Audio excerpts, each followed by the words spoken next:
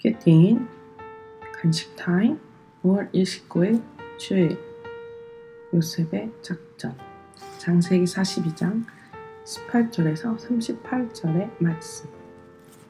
사흘 만에 요셉이 그들에게 이르되 나는 하나님을 경외하노니 너희는 이같이 하여 생명을 보존하라. 너희가 확실한 자들이면 너희 형제 중 한 사람만 그 옥에 갇히게 하고 너희는 곡식을 가지고 가서 너희 집안의 굶주림을 구하고 너희 막내 아우를 내게로 데리고 오라. 그러면 너희 말이 진실함이 되고 너희가 죽지 아니하리라 하니 그들이 그대로 하니라. 그들이 서로 말하되 우리가 아우의 일로 말미암아 범죄하였도다. 그가 우리에게 애걸할 때 그 마음의 괴로움을 보고도 듣지 아니하였으므로 이 괴로움이 우리에게 임하도다. 르우벤이 그들에게 대답하여 이르되 내가 너희에게 그 아이에 대하여 죄를 짓지 말라고 하지 아니하였더냐. 그래도 너희가 듣지 아니하였느니라. 그러므로 그의 핏값을 치르게 되었도다 하니 그들 사이에 통역을 세웠으므로 그들은 요셉이 듣는 줄을 알지 못하였더라. 요셉이 그들을 떠나가서 울고 다시 돌아와서 그들과 말하다가 그들 중에서 시므온을 끌어내 그들의 눈앞에서 결박하고 명하여 곡물을 그 그릇에 채우게 하고 각 사람의 돈은 그 자루에 도로 넣게 하고 또 길 양식을 그들에게 주게 하니 그대로 행하였더라. 그들이 곡식을 나귀에 싣고 그곳을 떠났더니 한 사람이 여관에서 나귀에게 먹이를 주려고 자루를 풀어본즉 그 돈이 자루 아귀에 있는지라. 그가 그 형제에게 말하되 내 돈을 도로 넣었도다. 보라 자루 속에 있도다. 이에 그들이 혼이 나서 떨며 서로 돌아보며 말하되 하나님이 어찌하여 이런 일을 우리에게 행하셨는가 하고 그들이 가나안 땅에 돌아와 그들의 아버지 야곱에게 이르러 그들이 당한 일을 자세히 알리어 아뢰되 그 땅의 주인인 그 사람이 엄하게 우리에게 말씀하고 우리를 그 땅에 대한 정탐꾼으로 여기기로 우리가 그에게 이르되 우리는 확실한 자들이요 정탐꾼이 아니니이다. 우리는 한 아버지의 아들 12 형제로서 하나는 없어지고 막내는 오늘 우리 아버지와 함께 가나안 땅에 있나이다 하였더니 그 땅의 주인인 그 사람이 우리에게 이르되 내가 이같이 하여 너희가 확실한 자들임을 알리니 너희 형제 중에 하나를 내게 두고 양식을 가지고 가서 너희 집안에 굶주림을 구하고 너희 막내 아우를 내게로 데려오라. 그러면 너희가 정탐꾼이 아니요 확실한 자들임을 내가 알고 너희 형제를 너희에게 돌리리니 너희가 이 나라에서 무역하리라 하더이다 하고 각기 자루를 쏟고 본즉 각 사람의 돈뭉치가 그 자루 속에 있는지라.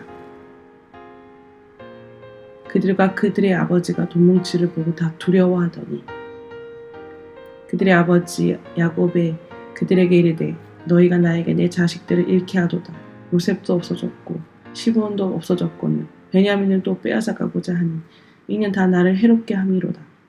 르우벤이 그의 아버지에게 말하여 이르되 내가 그를 아버지께로 데려오지 아니하거든 내 두 아들을 죽이소서. 그를 내 손에 맡기소서. 내가 그를 아버지께로 데리고 돌아오리이다. 야곱이 이르되 내 아들은 너희와 함께 데려가지 못하리니 그 형은 죽고 그만 남았습니다. 만일 너희가 가는 길에서 재난이 그에게 미치면 너희가 내 흰머리를 슬퍼하며 수올로 내려가게 함이 되리라. 아멘. 본문 해설입니다.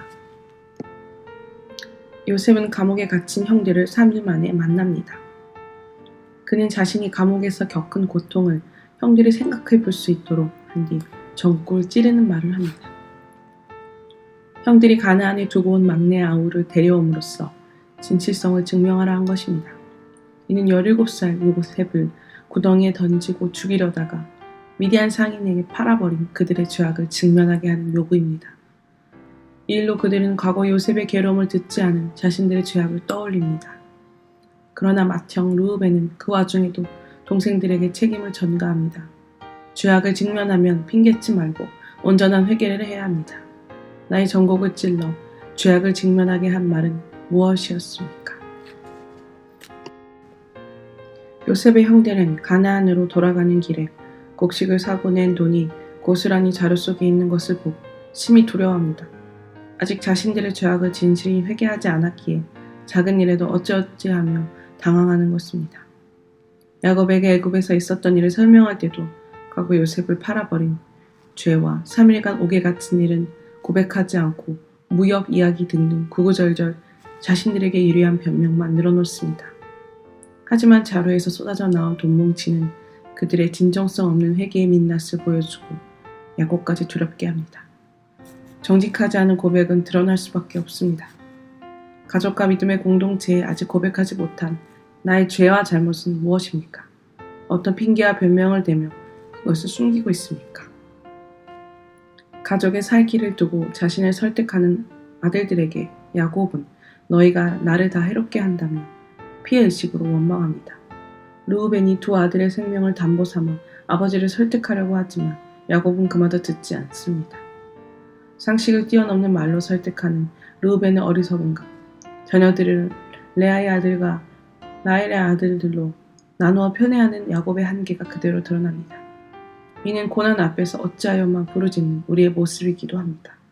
그러나 공고함 많은 이 세상에서 예수님이 참 안식이 되어주심을 알고 믿음으로 주께 순종하는 것이 성도의 삶입니다. 고난을 겪을 때 어찌하여만 부르지 않습니까? 내가 사로잡혀 있는 피해의식과 생색은 무엇입니까?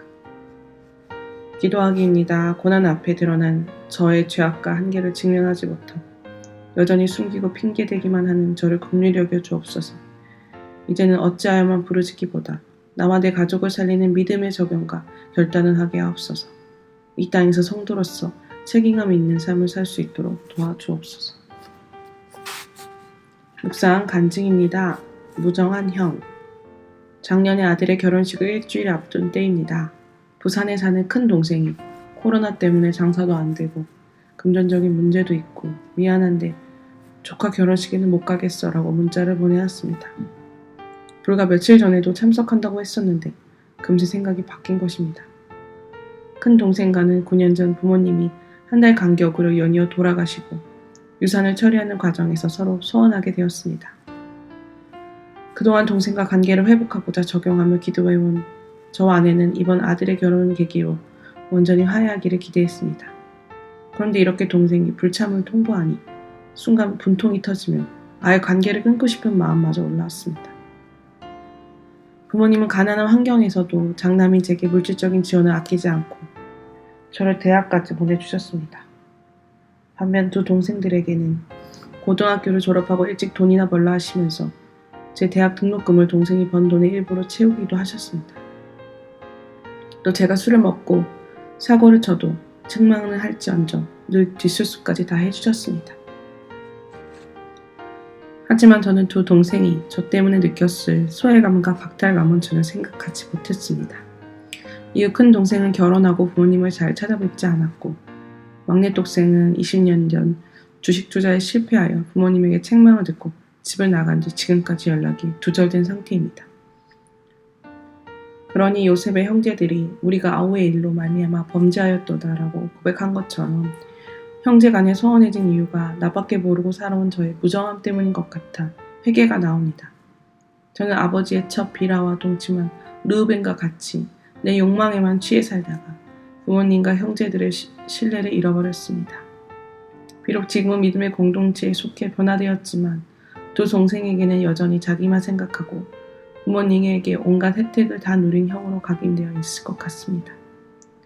이제는 동생들이 저 때문에 겪었을 아픔을 헤아리며 용서를 구하며 형제 간의 관계를 회복되기를 기도합니다. 요셉이 형제가 관계를 회복하고자 친밀한 작전을 세운 것처럼 저도 더 이상 옳고 그름으로 동생들을 판단하지 않고 구원의 관점으로 지혜롭게 섬길 수 있기를 소원합니다. 특별히 행방을 모르는 막내 동생을 주님이 찾아가 주셔서 그 발걸음을 집으로 인도해 주시기를 날마다 간구하겠습니다. 적용하기입니다. 큰 동생에게 저의 간증이 실린 큐티인을 보내며 다시 연락해 보겠습니다. 막내 동생이 집으로 돌아오도록 매일 기도하겠습니다.